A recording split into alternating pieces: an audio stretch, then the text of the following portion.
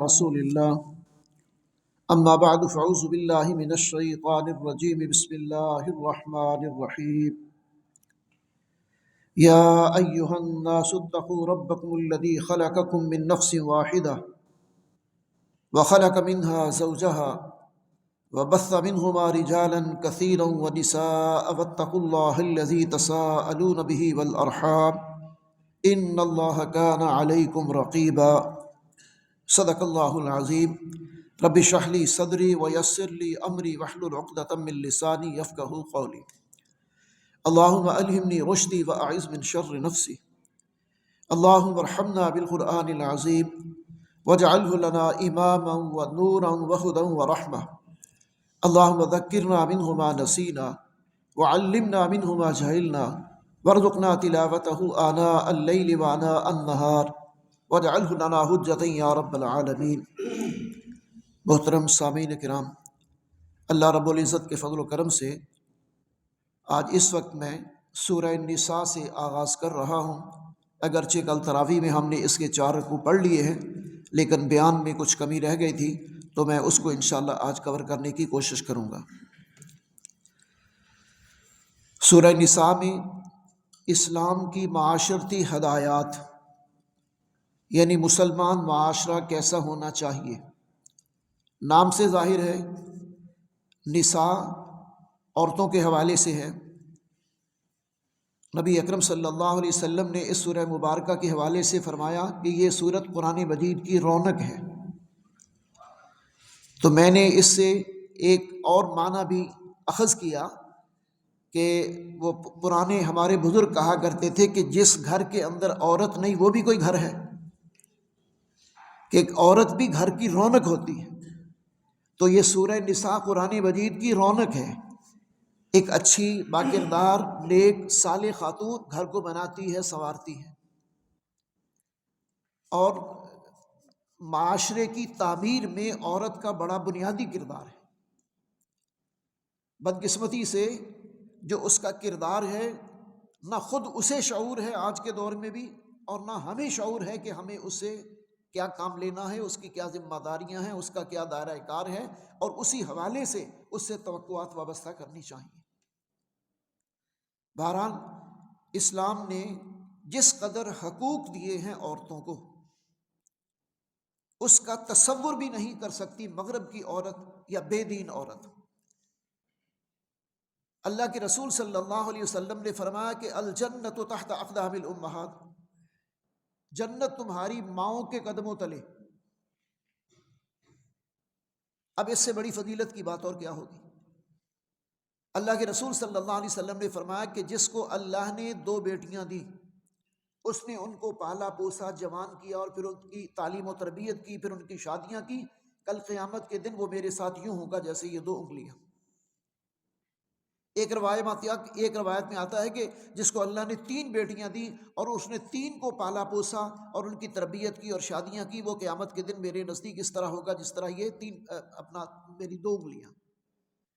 تو ایک صحابی نے جرأت کر کے پوچھ لیا کہ اللہ کے رسول ایک بیٹی پر؟ آپ نے فرمایا ہاں، ایک بیٹی پر بھی بشارت ہے۔ پھر آپ صلی اللہ علیہ وسلم نے عورت کے حوالے سے جو بشارت دی کہ ایک خاتون جو 5 وقت کی نماز پڑھتی ہے اور اپنے شوہر کی فرما برداری کرتی ہے، اور ارکان اسلام نماز، روزہ، حج، زکوٰۃ، جو اس کے بعد وہ جنت کے جس دروازے سے چاہے وہ جنت میں داخل ہو جائے۔ پھر آپ صلی اللہ علیہ وسلم نے فرمایا کہ الدنیا کلھا متاع، دنیا ساری کی ساری متاع ہے، برتنے کی چیزیں ہیں، ساز و سامان ہے۔ خیر متاع الدنیا المرأۃ الصالحہ، دنیا کی بہترین پونجی، بہترین متاع اگر ہے تو وہ نیک عورت ہے، صالح عورت ہے، جو باکردار ہے، گھر سنبھالنے والی ہے اور ذمہ دار ہے، جس کے اندر یہ خوبیاں پائی جاتی ہیں، اللہ سے ڈرنے والی۔ اب یہ وہ صفات ہیں۔ پھر یہ کہ عورتوں کے لیے گھر کے اندر بیٹھے ہوئے اس سارے اجر میں حصہ ہوتا ہے کہ جب وہ اطمینان سے اپنے شوہر کو، اپنے بیٹے کو، اپنے بھائی کو، اپنے والد کو روانہ کرتی ہیں، اگر وہ کسی عظیم مقصد کے لیے گھر سے روانہ ہوتا ہے، اسے پیچھے کسی بات کی فکر نہیں ہے۔ کہ میرے معاملے میں کوئی خیانت ہوگی، مال کے حوالے سے، اولاد کے حوالے سے، عزت کے حوالے سے، کسی بھی اعتبار سے میرے پیچھے کوئی خائنہ نہیں ہے، کوئی معاذ اللہ۔ وہ اعتماد کے ساتھ جب گھر سے رخصت ہوتا ہے، اور خاتون پورے اعتماد کے ساتھ اسے جب رخصت کرتی ہے اور خوشی کا اظہار بھی کرتی ہے اور اس کو ہر طرح کی سپورٹ فراہم کرتی ہے، باہر مرد جو بھی کام انجام دے کے آتا ہے، خیر کا، بھلائی کا، نیکی کا، عورت کو اللہ گھر بیٹھے وہ سارا اجر و ثواب دیتا ہے۔ اور عورتوں کے حقوق، اس میں بھی ہم سے کوتاہی ہو جاتی ہے، اللہ نے کوئی کمی نہیں چھوڑی۔ عورت کو کتنی طرف سے حق ملتا ہے، عورت کو والدین کی طرف سے شرم حق ملتا ہے، عورت کو شوہر کی طرف سے حق ملتا ہے، عورت کو بیٹے کی طرف سے حق ملتا ہے، اور عورت اپنے کاروبار کے حوالے سے اگر کوئی اس کا کوئی کاروبار ہے، حضرت خدیجہ رضی اللہ تعالیٰ عنہ نے کاروبار کیا، اسی طرح اور مکے کی بعض عورتیں جو ہیں وہ کاروبار کیا کرتی تھیں، مدینے کے اندر بھی کچھ عورتیں جو ہیں وہ کاروبار کیا کرتی تھیں۔ گھر کے اندر ہوم انڈسٹری کے طور پر کوئی کام شروع کر لیا، اس سے پروفٹ ہو رہا ہے، وہ اس کا اپنا ہے، اس کا اپنا حق ہے اس پر۔ یہ سارے حقوق عورت کو حاصل ہیں۔ پھر ہر طرح کی اس کی نان و نفقہ کی ذمہ داری، اس کا تحفظ، یہ مرد کی ذمہ داری ہے کہ اس کو گھر بیٹھے یہ سب کچھ پورا کر کے دے۔ تو اس حوالے سے عورت کے حقوق کی بات قرآن مجید میں یہ پوری سورہ نساء ہے۔ اب اس میں خواتین کی اور خاص طور پر اس کے ساتھ پھر یتیموں کے حقوق کی بات کی گئی ہے۔ پھر ایک اور اہم بات کہی گئی کہ عورتوں سے جب بھی نکاح کرو تو ان کا حق مہر خوشی کے ساتھ ادا کیا کرو۔ اور ہمارے ہاں اس حوالے سے بھی بڑے عجیب معاملات ہوتے ہیں۔ مجھے خود کئی دفعہ نکاح پڑھانے کا موقع ملا، لوگوں کا حال یہ ہے، جہالت یہ ہے، اب وہ حق مہر کے پیسے سسرال کی طرف سے یعنی لڑکے والوں کی طرف سے لے کے آئیں گے، ہاتھ میں پکڑے ہوئے ہیں، لڑکی کو کہتے ہیں ہاتھ لگا کے واپس کر دو۔ حد ہو گئی ہے بھئی، کیوں واپس کر دو؟ حق مہر بچی کا حق ہے، اسے دو، ادا کرو۔ نہ بچیوں کو یہ شعور دیا جاتا ہے کہ یہ آپ کا حق ہے اور آپ نے وصول کرنا ہے، اور نہ مردوں کو یہ شعور ہوتا ہے کہ وہ حق مہر کو اپنی عزت کا اور اپنی انا کا مسئلہ نہ بنائیں کہ جس عورت نے حق مہر لے لیا یا مانگ لیا تو گویا کہ ان کی ناک کٹ گئی۔ یہ جہالت کی باتیں ہیں یہ ساری۔ خوشی سے ان کو ان کا حق مہر دو،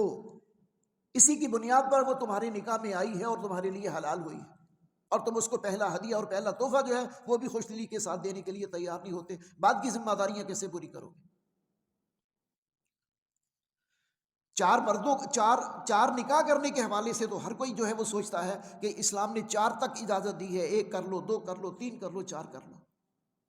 یہ تو فوراً جس سے بھی بات کرو، جی وہ اسلام نے 4 شادیوں کی اجازت دی ہے، پتہ ہے کس حال میں دی ہے؟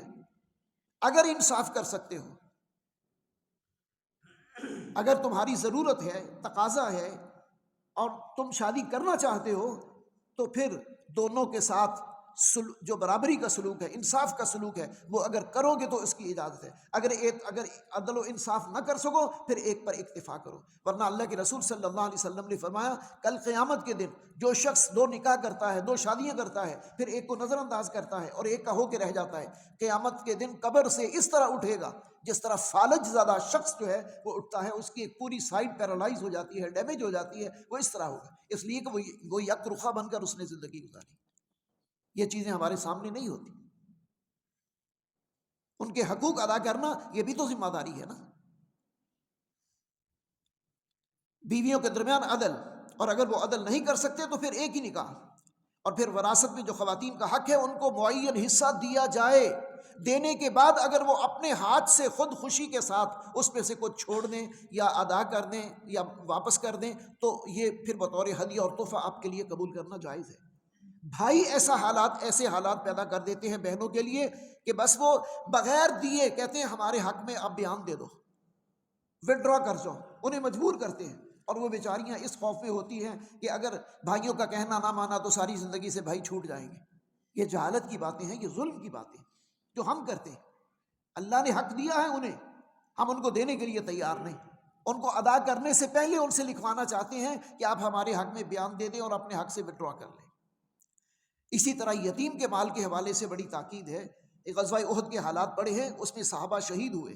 ان کی اولادیں یتیم ہوئیں۔ یتیموں کے حوالے سے پہلے کوئی حقوق کی بات نہیں کی جاتی تھی۔ ایک عورت جو ہے وہ نبی اکرم صلی اللہ علیہ وسلم کے پاس آئی اپنے یتیم بچے کو لے کر، کہتی اللہ کے رسول اس کا باپ جو ہے وہ فلاں غزوے میں آپ کے ساتھ شریک تھا، وہ شہید ہو گیا، اب اس کا چچا ہے وہ اس کی ساری وراثت پر جو ہے وہ قابض ہو کر بیٹھ گیا ہے اور اس کو حق نہیں دے رہا۔ اللہ کے رسول صلی اللہ علیہ وسلم نے اسے وعد و نصیحت کی، اللہ کے جو ہے وہ ناراضگی سے ڈرایا اور اسے کہا کہ اس کا حق ادا کرو، اور اس کے بعد جو ہے وہ پھر یہ سارے احکامات نازل ہوئے کہ یتیموں کا حق ان کو دو، ان کے مال پر قبضہ مت کرو اور ان کے مال کو غصب نہ کرو، ان کے ساتھ ظلم اور زیادتی نہ کرو، بلکہ ایک حدیث میں آتا ہے اللہ کے رسول صلی اللہ علیہ وسلم نے فرمایا انا وکافل الیتیم ہکذا یوم القیامہ، میں اور یتیم کی کفالت کرنے والا کل قیامت کے دن اس طرح ہوں گے جس طرح یہ دو انگلیاں۔ پھر آگے دوسرا رکوع ہے اس کا سورہ نساء کا، اس میں سارے حصے بتا دیے گئے ہیں، اب وہ میں ساری تفصیل کے ساتھ یہاں نہیں بتا سکتا کہ بیٹی کا اتنا حق ہے، بھائی بیٹے کا اتنا حق ہے، بیوی کا اتنا ہے، شوہر کا اتنا ہے، باپ کا اتنا ہے، ماں کا اتنا ہے، یہ سارے کلالہ کا یہ حق ہے، اس کے ورثہ کا یہ حق ہے، یہ دوسرا حصہ اپنا رکوع جو ہے اس کا سورہ مبارکہ کا، وہ سارے اس میں حصے بتا دیے گئے ہیں، جس کو شوق ہو اور جو چاہتا ہو سمجھنا اس کا ذرا مطالعہ کر لے تفصیل کے ساتھ۔ اس کے بعد تیسرا رکوع ہے، تیسرے رکوع کے اندر بتایا گیا ہے کہ توبہ اللہ کن لوگوں کی قبول کرتا ہے۔ دیکھیں گناہ تو ہر شخص سے ہو جاتا ہے، سہون بھی ہو جاتا ہے، ارادتاً بھی انسان کر بیٹھتا ہے، کبھی شیطان غالب آتا ہے تو انسان جو ہے وہ کوئی بڑے سے بڑا گناہ بھی کر لیتا ہے، لیکن وہ گناہ جس کے فوراً بعد انسان اللہ کی طرف پلٹ آئے، دیر نہ کرے، گناہ ہو گیا، جیسے ہی وہ گناہ کا خمار اترا، اس کا نشہ اترا، اس لیے کہ گناہ کا بھی ایک نشہ ہوتا ہے، جب اس کا نشہ اترا اس کے فوراً بعد جو ہے وہ اسے اللہ کی طرف رجوع کرنا چاہیے، توبہ کرنی چاہیے اور اللہ سے گڑ گڑا کر معافی مانگنی چاہیے۔ انما التوبۃ علی اللہ للذین یعملون السوء بجہالۃ ثم یتوبون من قریب، جو بھی جہالت اور نادانی کی وجہ سے کوئی گناہ کر بیٹھتے ہیں پھر وہ اگر اللہ سے جلدی توبہ کرتے ہیں تو پھر اللہ ان کی توبہ قبول کر لیتا ہے، لیکن توبہ کی کچھ شرائط ہیں۔ توبہ کی شرائط کیا ہے؟ پہلی شرط تو یہ ہے کہ اس کو اپنے کیے پر پوری ندامت ہو، شرمندگی ہو کہ میں نے غلط کیا، جو ہوا مجھ سے غلط ہوا، اللہ سے وہ اللہ کے سامنے وہ ندامت کے آنسو بہائے، اس لیے کہ حدیث میں آتا ہے التوبہ الندامہ، توبہ ہے ہی ندامت اور شرمندگی کا نام۔ دوسرا، آئندہ نہ گناہ کرنے کا پختہ وعدہ، اللہ سے قول و قرار کہ اللہ میں آئندہ وعدہ کرتا ہوں کہ میں دوبارہ گناہ نہیں کروں گا، میں بچوں گا۔ اور تیسرا، گناہ کو ترک کر دینا۔ یہ تین شرائط تو کم سے کم ہے، اور چوتھی شرط ہے اگر اس کا تعلق کسی کے حقوق کے ساتھ ہے تو اس کے بارے میں علماء فرماتے ہیں کہ پھر یا تو وہ بخشوا لے یا ادا کر دے، اللہ معاف نہیں کرے گا۔ اگر اس کا تعلق انسانوں کے حقوق کے ساتھ ہے، کسی چوتھی ظلم اور زیادتی کا اور گناہ کا، تو پھر یا تو وہ بخشوا لے یا یہ ہے کہ پھر ادا کر دے، تو تب وہ معافی مانگ اس کی ہوگی، ورنہ نہیں ہے۔ اللہ کے رسول صلی اللہ علیہ وسلم تو مقروض کا جنازہ بھی نہیں پڑھاتے تھے۔ آپ کا پتہ چلتا نا اگر کسی شخص نے فلاں آدمی کا قرض دینا ہے تو آپ صلی اللہ علیہ وسلم کہتے کہ بھئی اپنے بھائی کا جنازہ پڑھ لو، آپ الگ ہو جاتے، اس کے قرض کی ذمہ داری لو، اگر کوئی مر گیا اس کے ذمہ قرض ہے، اسی لیے اب جنازوں پر اعلان کیا جاتا ہے کہ بھئی اگر اس کا کسی کے ساتھ لین دین ہو تو ورثاء موجود ہیں، وہ اس کی ذمہ داری قبول کر رہے ہیں، اس کے بعد جو ہے وہ جنازہ پڑھایا جاتا ہے۔ تو توبہ کی قبولیت، انسان جو ہے، اللہ کے رسول صلی اللہ علیہ وسلم نے فرمایا کل بنی آدم خطاؤ، تمام انسان خطا کار ہیں، خیر الخطائین توابون، بہترین خطا کار وہ ہیں جو توبہ کر لیتے ہیں۔ بہترین خطا کار کون ہے؟ جو توبہ کر لیتے ہیں۔ اور پھر ایک اور حدیث میں ہے التائب من الذنب کمن لا ذنب لہ، توبہ کرنے والا ایسے ہوتا ہے جیسے اس نے کبھی کوئی گناہ کیا ہی نہیں۔ توبہ تو کرے نا، خلوص و اخلاص کے ساتھ اللہ سے معافی تو مانگے نا، اللہ تبارک و تعالیٰ معاف کرنے کے لیے تیار ہے۔ اچھا، اس کا جو آگے چوتھا رکوع ہے اس کے اندر محرمات کا ذکر ہے۔ محرمات کون ہے؟ محرمات جو ہے وہ دو طرح کی ہوتی ہے، محرم جسے کہتے ہیں محرمات، ایک محرمات ہیں محرمات ابدیہ جو مستقل طور پر حرام ہیں، یعنی ان کے ساتھ کسی بھی صورت میں کبھی بھی نکاح نہیں ہو سکتا، اور کچھ ہوتی ہیں جو عارضی طور پر حرام ہوتی ہیں جن کے ساتھ کسی وجہ سے نکاح نہیں ہو سکتا، یعنی ان کے ساتھ کوئی رشتہ ایسا بن رہا ہے یا یہ ہے کہ کوئی اور بات ہے جس کی وجہ سے وہ نکاح میں نہیں۔ محرمات عبدیہ کون سی ہیں؟ حرمت علیکم امہاتکم و بناتکم و اخواتکم و عماتکم و خالاتکم و بنات الاخ و بنات الاخ و بنات الاخ و بنات الاخ والامہات نسائکم اللاتی ارضعنکم و اخواتکم من الرضاعۃ و امہات نسائکم و ربائبکم اللاتی فی حجورکم من نسائکم اللاتی دخلتم بہن۔ 12 رشتے ہیں جو اللہ نے یہاں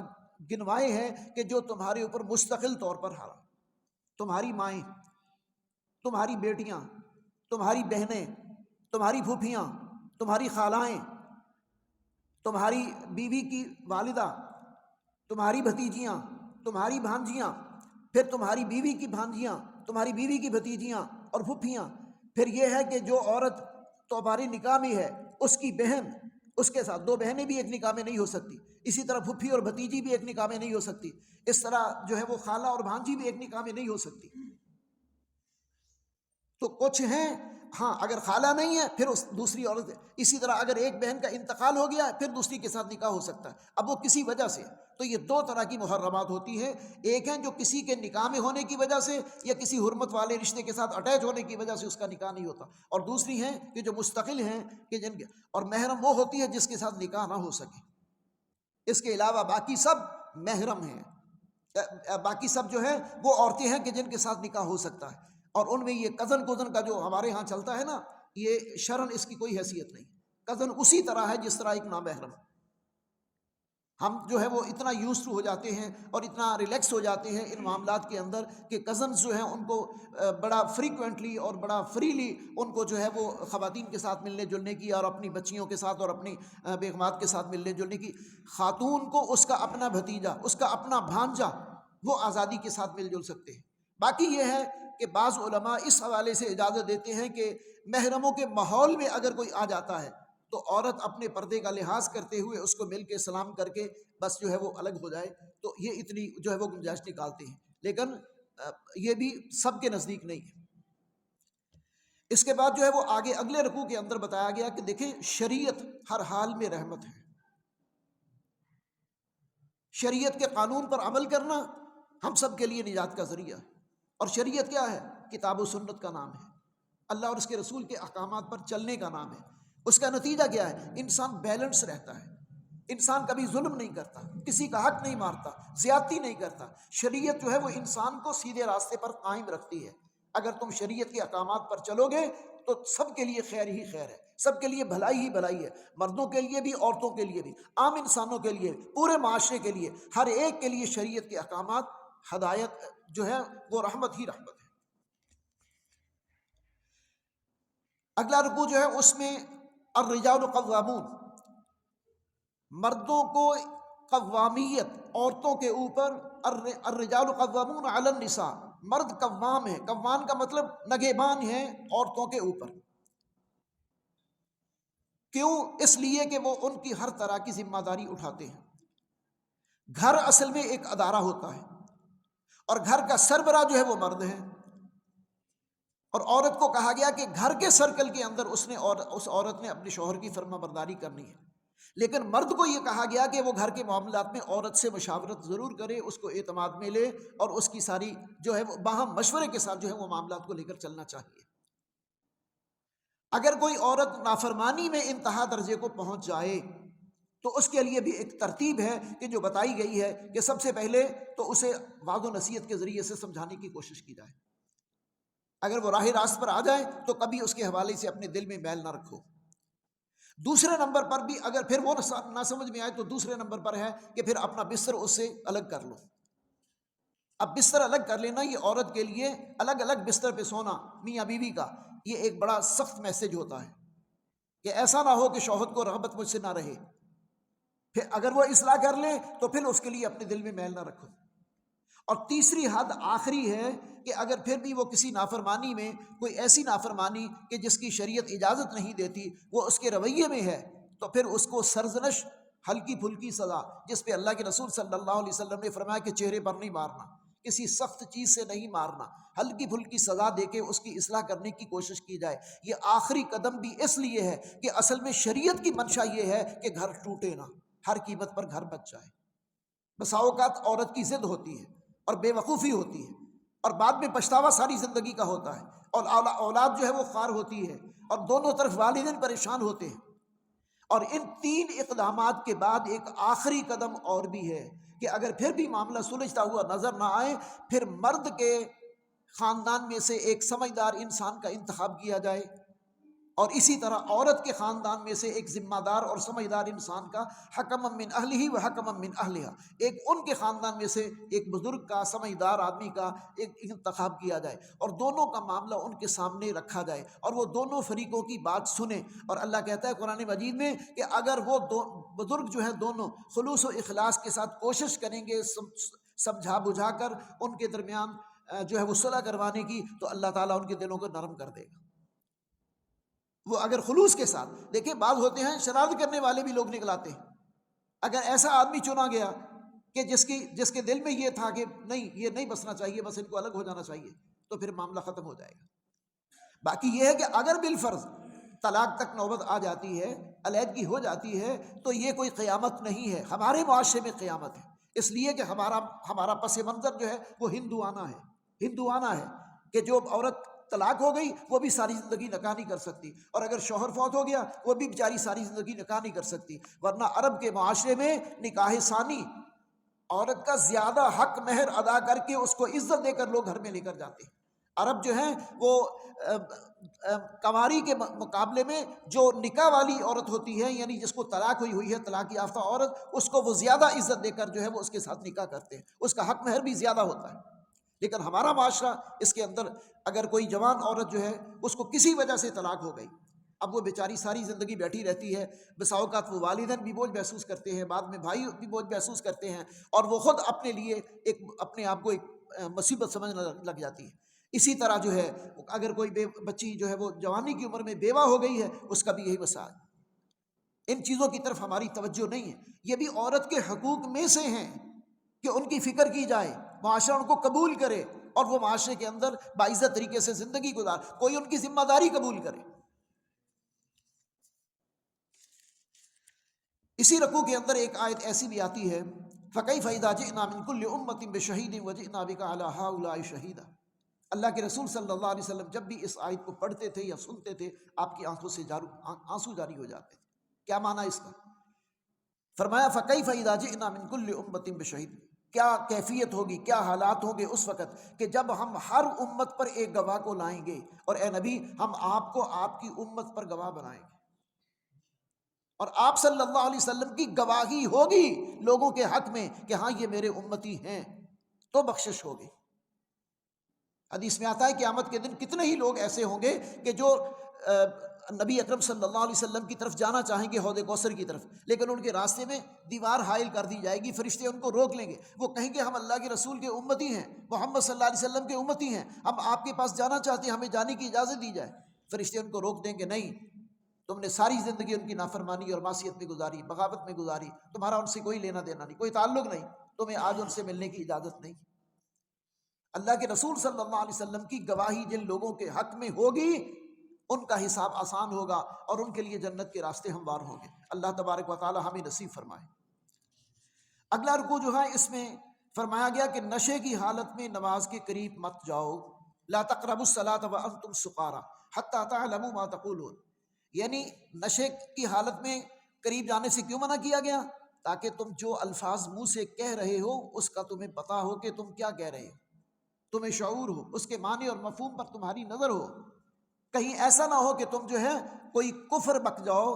کوئی زبان لڑکھڑا جائے نشے کی حالت میں۔ تو نماز کی حالت میں یہ شراب نوشی کے حوالے سے ابتدائی حکم تھا، اس سے پہلے ایک حکم آ چکا تھا یسألونک عن الخمر والمیسر، یہ دوسرا ہے کہ جس میں پھر جو ہے وہ کہا گیا کہ نماز کے اوقات میں نشے سے بچو۔ اس کے بعد پھر آخری حکم جو ہے وہ آگے چل کر آئے گا، اس میں کہہ دیا گیا کہ یہ مطلقاً حرام ہے، نجس ہے، ناپاک ہے، ان سے بچو۔ پھر یہ فرمایا گیا کہ دیکھو شرک اتنا بڑا گناہ ہے کہ اللہ تعالیٰ باقی سب گناہ معاف کر دے گا لیکن شرک معاف نہیں کرے گا، شرک کے لیے توبہ کرنا ضروری ہے۔ ان اللہ لا یغفر ان یشرک بہ ویغفر ما دون ذلک لمن یشاء، اللہ تبارک و تعالیٰ شرک جو ہے وہ کسی بھی صورت معاف نہیں کرے گا جب تک انسان شرک سے خلوص و اخلاص کے ساتھ توبہ طائب نہیں ہوتا اور اللہ کی طرف رجوع نہیں کرتا اور توحید کا قائل نہیں ہوتا۔ توحید جو ہے یہ پورے دین کی جڑ اور بنیاد ہے، اگر توحید نہیں ہے تو پورا دین جو ہے وہ دین توحید نہیں رہا۔ اس لیے شرک اتنا بڑا گناہ ہے کہ اس کو ظلم کہا گیا۔ پھر اس سے اگلا رکوع جو ہے اس میں حکم دیا گیا ان اللہ یأمرکم ان تؤدوا الامانات الی اہلھا، کہ دیکھو جو امانتیں ہیں وہ اہل لوگوں کے سپرد کیا کرو۔ امانت سے مراد کوئی منصب، کوئی پوزیشن، کوئی ذمہ داری، یہ دیکھ سوچ کے، یہ نہیں کہ بس میرا بھائی ہے، میری پارٹی کا ہے، میرا ساتھی ہے، میں نے ہر حال میں اس کو سپورٹ کرنا ہے، نہیں۔ اللہ کا حکم ہے ان اللہ یامرکم ان تؤدوا الامانات الی اہلھا واذا حکمتم بین الناس ان تحکموا بالعدل، اور پھر انہیں بھی کہا جا رہا ہے کہ جب بھی تم فیصلہ کرو تو انصاف کی بنیاد پر فیصلہ کیا کرو، عدل کی بنیاد پر فیصلہ کیا کرو۔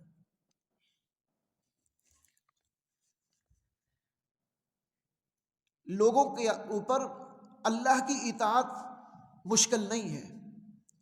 لوگ اللہ کے رسول کی اطاعت جو ہے ان کے لیے ایک چیلنج ہے، اور آج کے دور کا بھی یہ ایک بہت بڑا فتنہ ہے جسے انکار سنت، انکار حدیث اور انکار رسالت کے فتنہ جو ہے وہ کہا جاتا ہے۔ لوگ کہتے ہیں ہمارے لیے قرآن کافی ہے،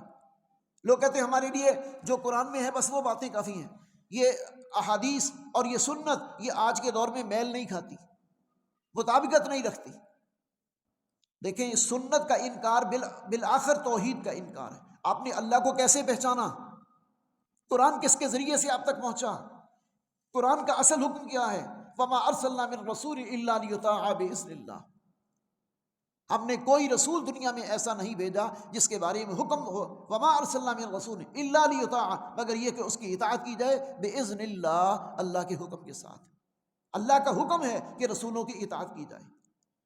پھر قرآن مجید کے اندر مزید اطیعوا اللہ واطیعوا الرسول، اطاعت کرو اللہ کی اور اطاعت کرو رسول کی، قرآن کا حکم ہے۔ پھر مزید اللہ نے فرمایا من یطع الرسول فقد اطاع اللہ، جس نے رسول کی اطاعت کی اس نے اللہ کی اطاعت کی۔ اللہ کی اطاعت براہ راست ہو ہی نہیں سکتی۔ یہ آج کے دور کے فتنہ پرور لوگ، مردود لوگ، جو مرتد لوگ ہیں، وہ بس اللہ کا قرآن کافی ہے ہمارے لیے۔ میں بہت سارے لوگوں کو جانتا ہوں، ہمارے صادقآباد میں بھی کچھ لوگ ہیں، بعض اوقات مجھ سے ملنے کے لیے آتے ہیں، بات کرتے ہیں۔ اسی طرح جو ہے وہ سکھر میں، سندھ میں بہت سارے لوگ ایسے جو اس فتنے کے اندر مبتلا، اور وہ آتے تھے گاہے بگاہے۔ اسٹوڈنٹس کے اندر بھی ایسے لوگ تھے، ٹیچرز میں بھی ایسے لوگ تھے کہ جو کہتے تھے کہ سنت کی کوئی اہمیت نہیں ہے، سنت بس نبی کی وہ طرز عمل جو ہے وہ آپ کا جو بھی طریقہ تھا وہ ان کے دور کے لیے تھا، اب جو ہے وہ صرف قرآن کافی ہے۔ یہ بہت بڑا فتنہ ہے، بہت بڑا فتنہ ہے۔ قرآن مجید نے دو ٹوک انداز میں کہا فَلَا وَرَبِّكَ لَا يُؤْمِنُونَ حَتَّى يُحَكِّمُوكَ فِي مَا شَجَرَ بَيْنَهُمْ ثُمَّ لَا يَجِدُوا فِي أَنفُسِهِمْ حَرَجًا مِّمَّا قَضَيْتَ وَيُسَلِّمُوا تَسْلِيمًا۔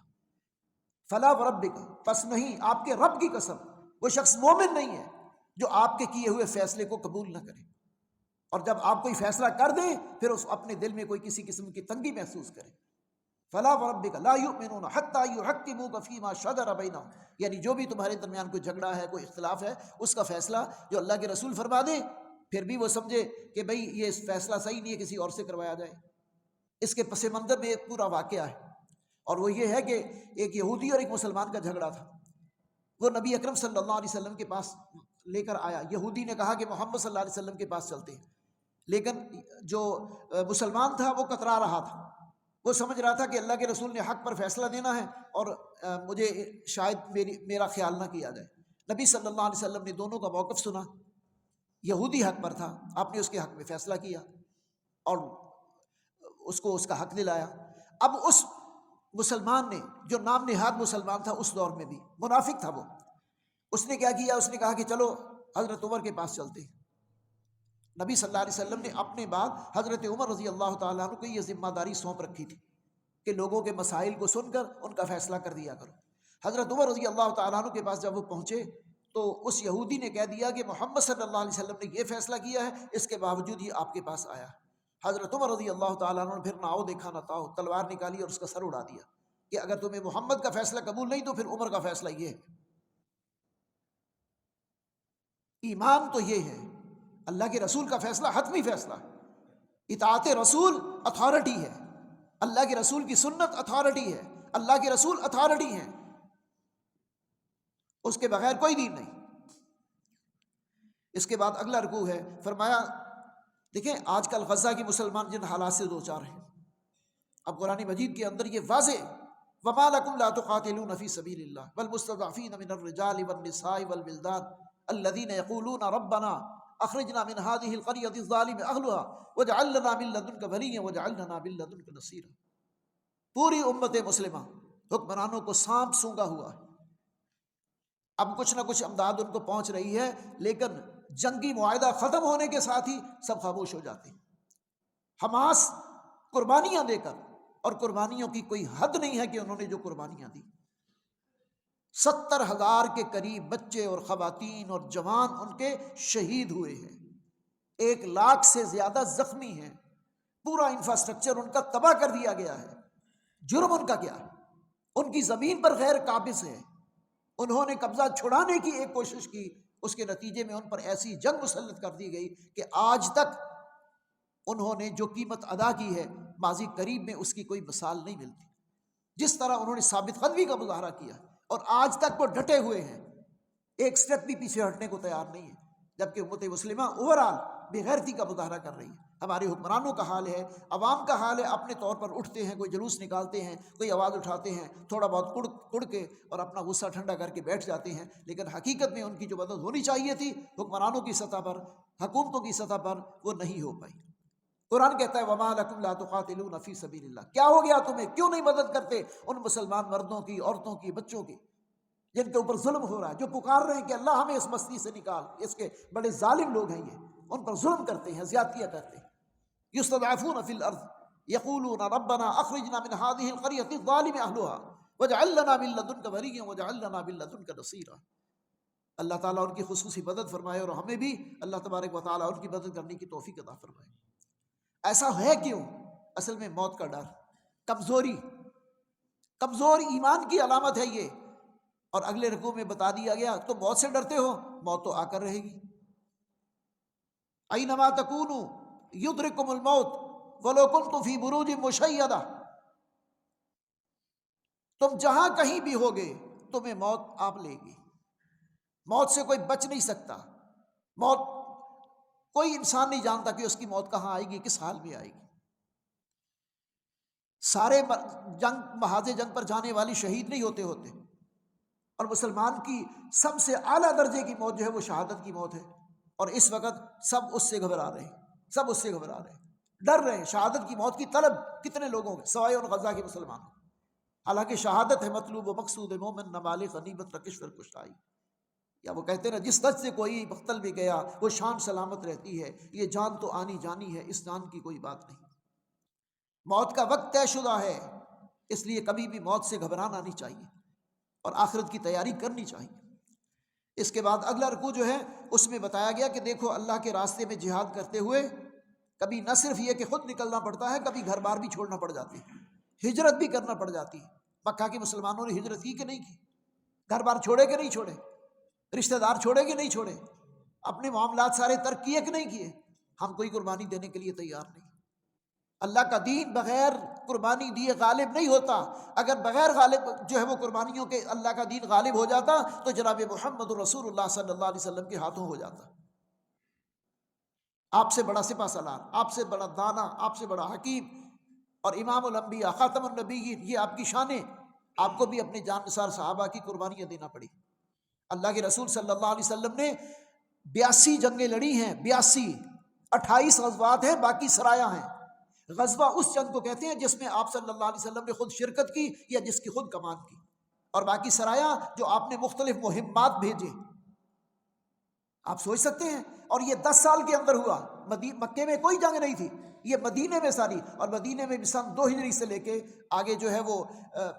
سن 10 ہجری تک یہ ساری جنگیں جو ہے وہ لڑی گئی۔ اسلام کے لیے بدر بھی ہے، احد بھی ہے، حنین بھی ہے، خندق بھی ہے، تبوک بھی ہے، موتا بھی ہے، فتح مکہ بھی ہے، صلح حدیبیہ بھی ہے۔ ان سارے مراحل سے گزرنا پڑتا ہے، اور پھر قربانیاں بھی ہیں۔ اللہ رب العزت سے دعا ہے کہ ہمیں ان باتوں کو سمجھنے اور اس کے مطابق پھر عمل کرنے کی اور اصلاح کرنے کی توفیق عطا فرمائے۔ بس یہاں تک ہمارا پہلے جو ہے وہ سلیبس مکمل ہوا۔ ابھی